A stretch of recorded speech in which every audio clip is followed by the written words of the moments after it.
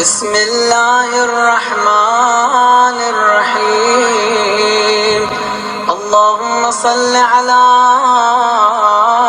محمد وآل محمد اللهم كن لوليك حجة ابن الحسن صلواتك عليه وعلى آبائك في هذه الساعة وفي كل ساعة وليا وحافظا وقائدا وناصرا ودليلا وعينا حتى تسكنه أرضك طوعا وتمتعه فيها طويلا يا مدبر الأمور يا باعث من في القبور يا مجري البحور يا ملين الحديد لداود صل على محمد وآل محمد وافعل بنا ما أنت أهله في الدين والدنيا برحمتك يا أرحم الراحمين وصلى الله على محمد وآله الطاهرين. اللهم صل على محمد وآل محمد. بسم الله الرحمن الرحيم. Assalamu alaikum wa rahmatullahi wa barakatuhu, my dear friends. There we go. We are up to week 3 from the RSR period. I hope that inshallah you have enjoyed your weekend, especially that was the birth of our beloved Imam Ali alayhi salam. I was very pleased of those people who have sent me that they have read Surah Al-Insan. MashaAllah to you. I wish that you, inshallah, you felt that you got closer to Imam Ali, as the verse talks about the attributes of Ahlul Bayt, and so inshallah it's a good opportunity to get closer to them and learn from their stories and their characteristics. So for week 3, inshallah, we for the Quranic verse, we will continue the last part that I would like to discuss with you about the verse of our pledge to Allah, the verse of Alastu bi Rabbikum.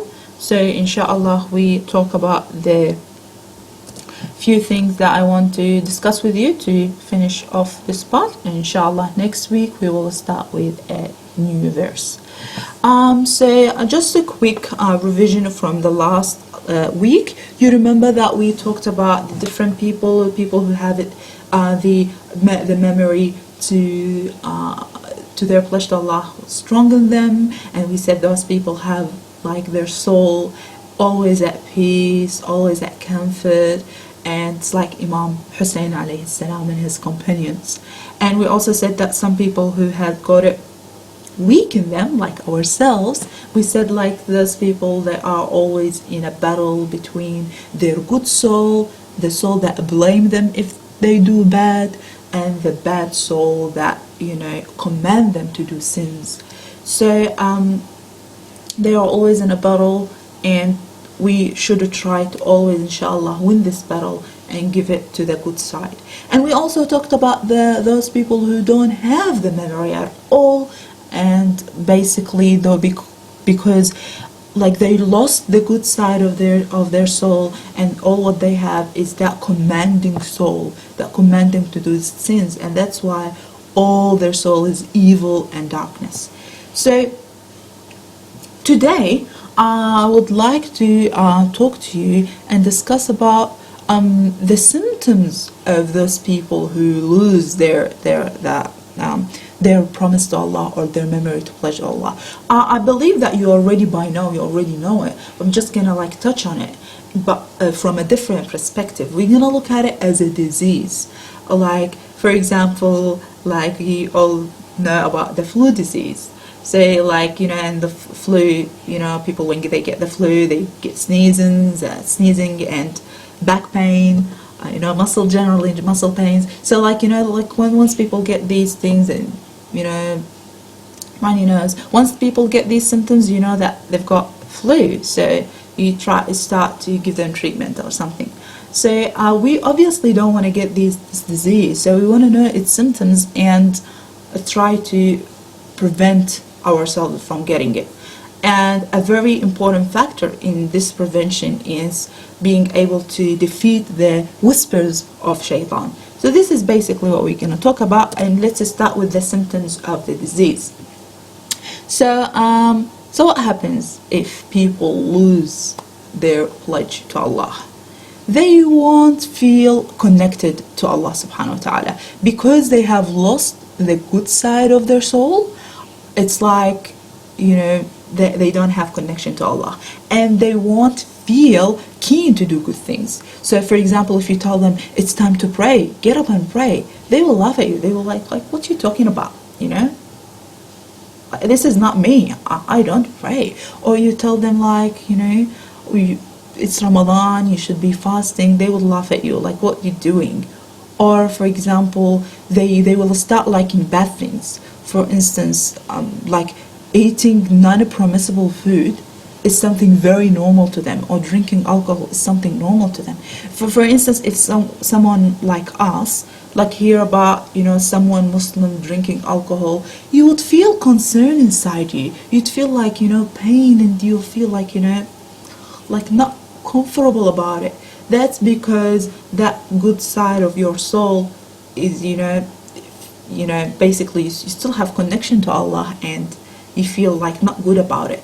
But once people like give so much, they spoil the bad side of their soul, and it becomes all like they don't discipline the bad soul.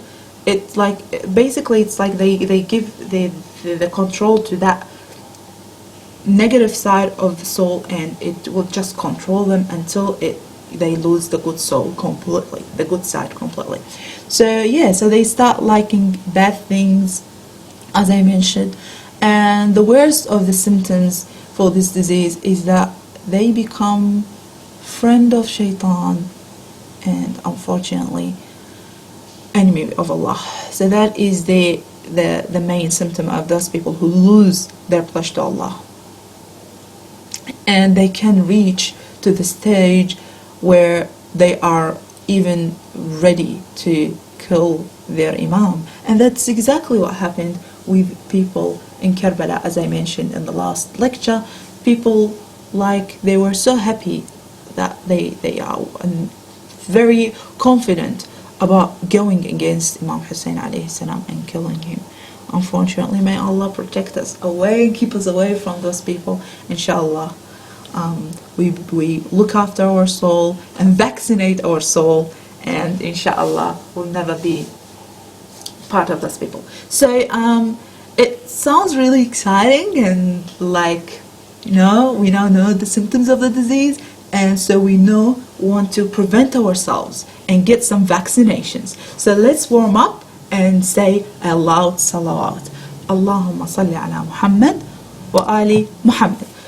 So how can we prevent ourselves? It's like, someone got the flu. These days we hear about the flu shot or the flu vaccine. People get it in winter so they don't get the flu. So it's a vaccine thing. Similarly, we want to vaccinate our soul against the whispers of shaitan, against the temptation of the shaitan, to make it stronger. And inshallah, because none of us want to get this disease of losing our memory or our pledge to Allah subhanahu wa ta'ala. So one part of the vaccine is very, very important, is following the right voice. You remember we have been talking all the time about the good side and the bad side, and the good voice and the bad voice. We want to train ourselves not to delay it. So this is one part of the vaccine. And a very good example is praying on time. Once it's time to pray, don't delay it. So this is like, it puts you, like, because you do it more than one time a day, it's really good to start of practicing not to delay the good side of your soul, or that call inside you towards what Allah wants from us. So never delay responding to the call is one part of the vaccination. Another part, which is very, very important, is gaining knowledge. If you remember, we have been saying that we should follow the commands of Allah. We should do what Allah asks us to do. We should avoid what keeps us. We should avoid doing things against the will of Allah. So, but if we don't have the knowledge, if we don't know the things that makes Allah happy with us, if we don't know the things that this is against the will of Allah, how are we gonna avoid it? How are we gonna do the good things? So we need to gain knowledge in order to get closer to Allah, to do these things that get us closer to Allah, or avoid the things that makes Allah upset with us. So how can we do that? Basically, Quran is the main thing. We should learn about Quran. We should also try to learn about our imams and hear their stories, similar to what we're doing. Like every session we learn a story, so we can learn about our imams and get closer to them. And also what you're doing now, joining this program of RSR, is a very practical example of gaining knowledge, because now you're learning about the things that get you closer to Allah and keeping away from the things that Allah is not happy with you if you do them. And this way you are strengthening your soul, you are vaccinating your soul against this disease of losing your memory of your pledge to Allah subhanahu wa ta'ala. So this is a big part of the vaccine. Another part is in our daily life we come across many choices. Do I choose this, or do I choose to do that? It sounds very familiar with similar to the first one, but here is not about delaying. Here is about priority. So the first one, we gave the example of praying on time. We shouldn't delay it. The third point I'm trying to raise here is a priority. For example, I'm going to a party, let's give the example of, watch what we wear. We make sure that, we wear something that doesn't go against hijab. So in this manner, if I choose this, I'm giving the priority to the pleasure of Allah and not the pleasure of people, or my own desire or my own pleasure. So this is another part of the vaccine, that if I want to vaccinate my soul and make my soul strong, and move towards that side of people who have the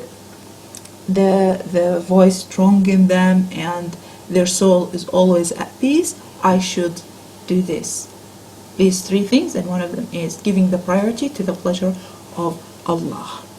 So this was like the vaccine, and it kind of now sounds exciting. Oh yay, now I'm vaccinated. I won't really get this disease, and I'm all very powerful and very strong now. Yes, but that doesn't mean we have reached the end, because it's like we are in a journey. And as we have talked about in the previous sessions, we said that our soul is weak. We need to train it. We need to develop it to become strong. So we have heard about these three things. We need to constantly do them every day in order to move towards that strong soul and that strong thing. And a very, very effective thing in achieving this is avoiding or defeating. A better word is defeating the whispers of shaitan, because this is the source of really making us far from doing the things that Allah wants us to do. Basically, these whispers. And the way to avoid that is basically following the commands of Allah subhanahu wa ta'ala, and Allah give us a guarantee. If we do that, if we follow the commands of Allah, we are protected. And that is in verse Surah Al-Hijr, verse 32. It says, Bismillah ar-Rahman ar-Rahim, Inna ibadi laysa laka alayhum sultan illa man ittaba'aka min al-ghawin. Allah tells Shaitan, you don't have impact on my people, except who? Except those who listen to you and follow you. Kind of the verse might not be clear, but I have this kind of analogy, or you can, if you call it story or whatever. If you follow with me, you will be able to get what I'm trying to say from this verse. If you got it already, then that's perfect. So imagine there were two people walking in a road, okay, a long path, and at the end of, or not really at the end, but like, in the middle of the road, or this, path, there is a very hungry, crazy dog, like standing there and barking at everyone passes by, because he's very hungry. He hasn't been fed probably for a month or so, and waiting for a big meal, and bark at everyone. So and there's this person who's carrying all these big pieces of meat, and like he smells meat from his head to his toe, like full of meat. And on the other side there is this person, very boring, very generic, not carrying any food, not carrying any meat, and he smells nothing really, just like someone normal. And when this guy who has got the big pieces of meat passes by this dog, okay, this dog, if this man tries to stop this dog barking and just to shut him up, the dog won't stop barking, because like, as we know, a dog has got very strong smelling sense, that like he would smell things from far away and he would recognize things. So this person, like, he's full of meat and he smells all of him smelling meat. Like, no matter how much what he would do to the dog won't let him go away, won't let him pass. Okay, no matter how much he would shout at him, stop barking, go away from me, he won't let him. And not just he won't let him, actually this dog will jump on him and bite him to get that, in order to get that meat that he wants, because he's so hungry. Okay, hasn't been fed, obviously he won't let him just go like this. On the other hand, that lame person, or that generic person who doesn't have any food, he smells normal, if he passes by this dog and he will just shout at him, snap at him, like, the dog will stop barking and will just let him pass. And the reason is because this person hasn't got anything interesting for the dog. So, like, the dog, why would he bark? And he would just let him pass because he hasn't got any meat, he's not smelling anything. So you just like stop barking and would just like let him go. This dog that we, like, I've been talking about, is similar to Shaitan. Shaitan is a very hungry dog, and Allah subhanahu wa ta'ala in Quran describe him as yatarabbas. Yatarabbas is like, waiting there, standing in the way, in your way to Allah, standing there for you, to bark at you and not let you pass and go, continue your way peacefully. So he's standing there barking at you to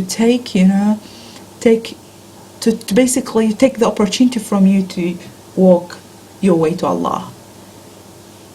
The person who was like carrying big pieces of meat and he was smelling meat is similar to a person with so many sins.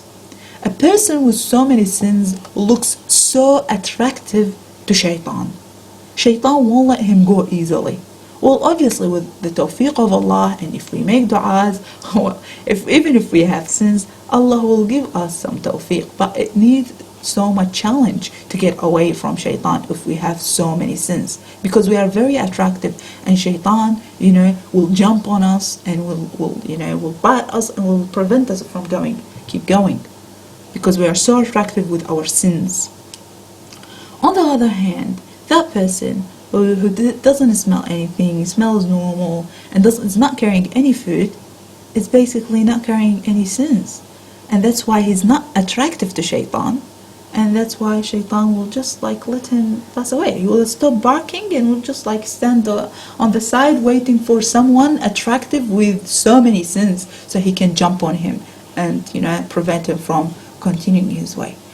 And that makes sense when you read this verse again and say, Inna ibadi laysa laka alayhum sultan.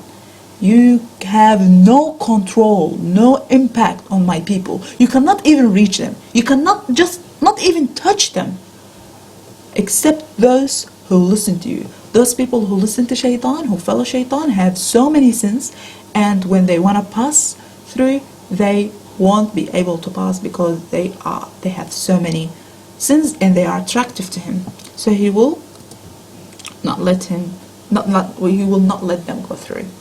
We obviously, all of us have sins, and we need to have, ask Allah for refuge from these sins, for refuge from shaitan to take us towards him. The dua is basically a very powerful tool that helps us and protect us from shaitan. So this story basically teaches us a lesson that we shouldn't really be very proud of not be very proud, but it's we shouldn't blame shaitan for our sins. It's not we are proud. Well, it's not me who I'm doing this in. Well, the shaitan whispered to me, and if shaitan didn't whisper to me, I wouldn't do it. So it's not like that. It's like you have a car, and shaitan is a very polite person. Will sneak in and will tell you, by the way, there is this road, there is that road. If you want, you can drive there, or if you want, you can drive here. And basically, the person who listens to shaitan is basically taking the key of the car and handing it to shaitan, and shaitan will drive him wherever he likes. So we need to be careful.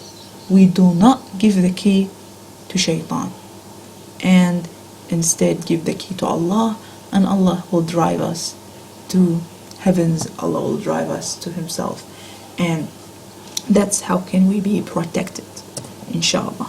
So as we have made you used to this sort of activity for every week of the verse, so the activity of this week, we recommend you that you contemplate and think about your daily action and discover the things that might look attractive to shaitan, that might look like food, could be food for shaitan. So try to think about them and eliminate them from your life. For example, if you find yourself, you delay your salah, try to pray on time, so you don't get that burden, you don't get these sins, so you are not attractive to shaitan, so shaitan won't get to you. If you are every one of us they have their own things, so think about it, think about things that could be attractive to shaitan and eliminate them from your life, and by this we can be of those people who Allah says to shaitan about them, you cannot reach them, you cannot touch my people. Inna ibadi laysa laka alayhum min sultan. We reached the end of this section. I will give you a short break and we'll talk about a story, inshallah.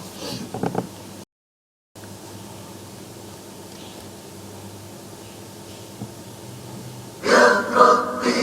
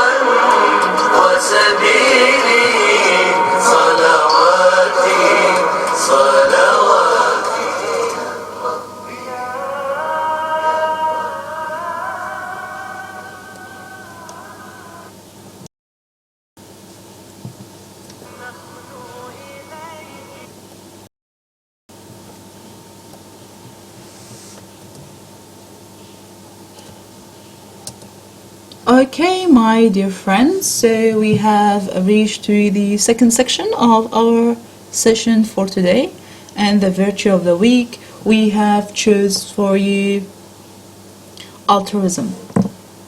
So it might sound a very difficult word, altruism.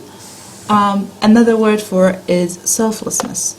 So what does altruism mean before we go into the story?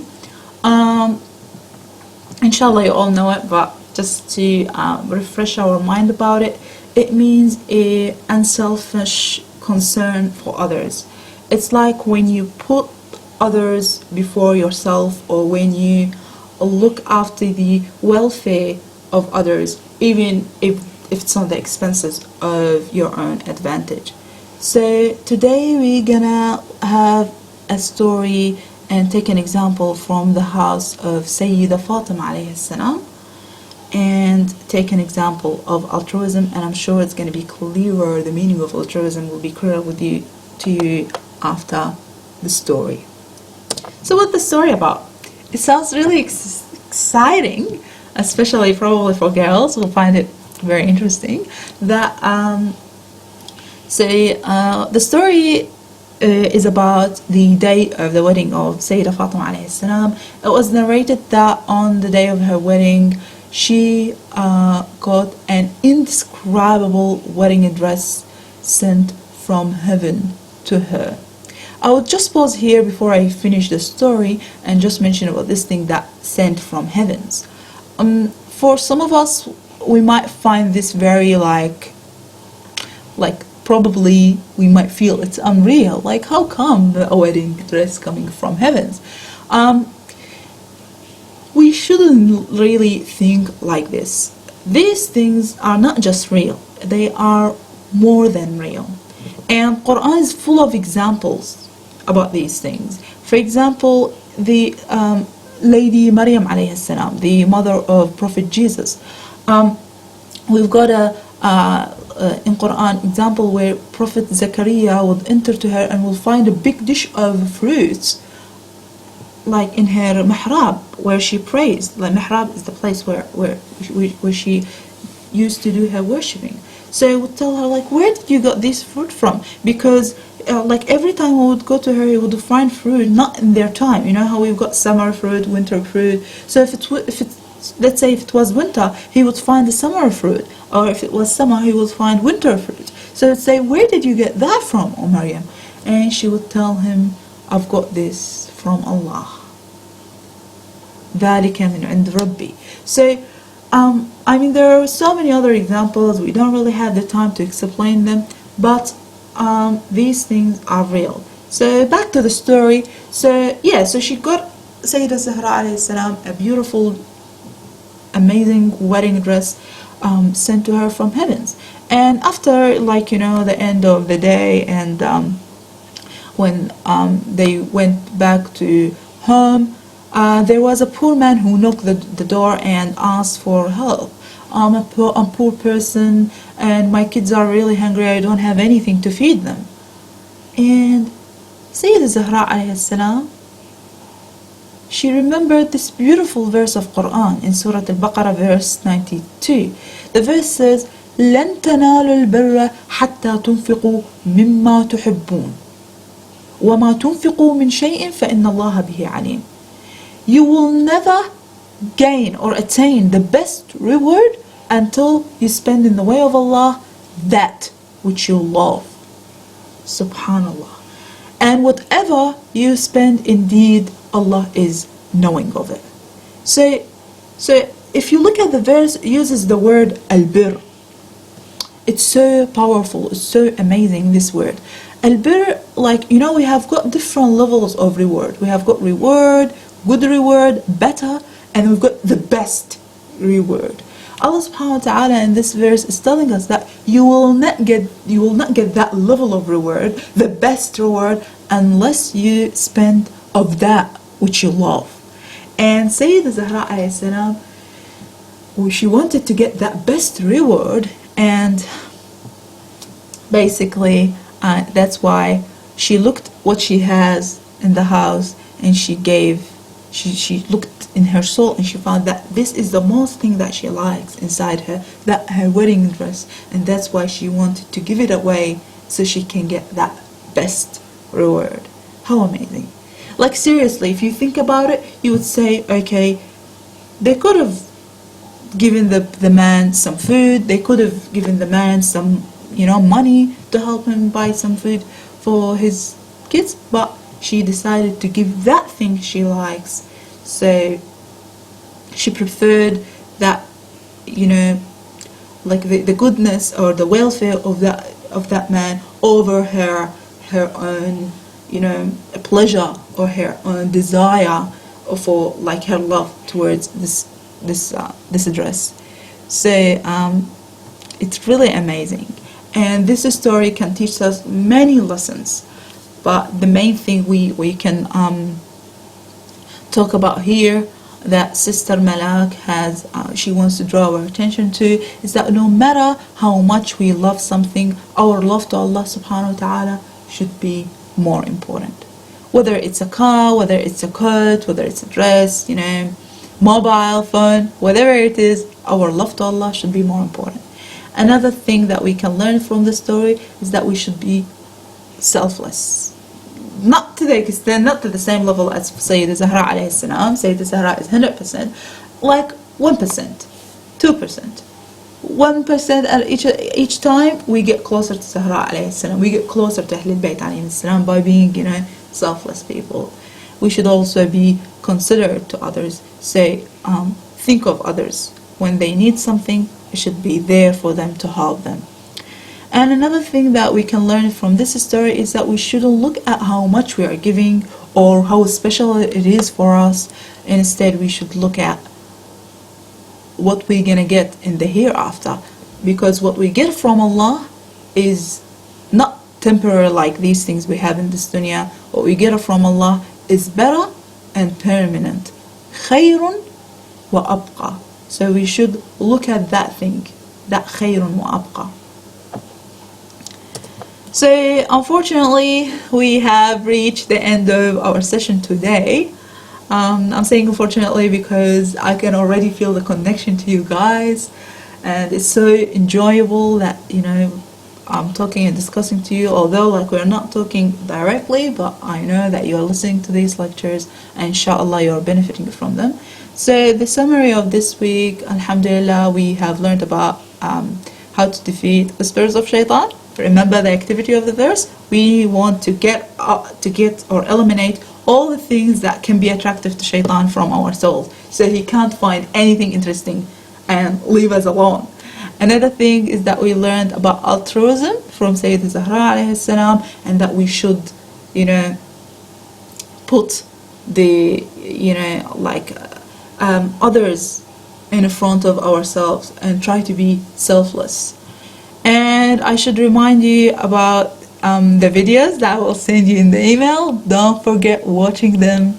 They are interesting. Some people find them like this is not relevant, but actually these help you to get closer to the creation of Allah. And if you get closer to creation of Allah, you become more spiritual. You become, you'll see the benefit when you try them.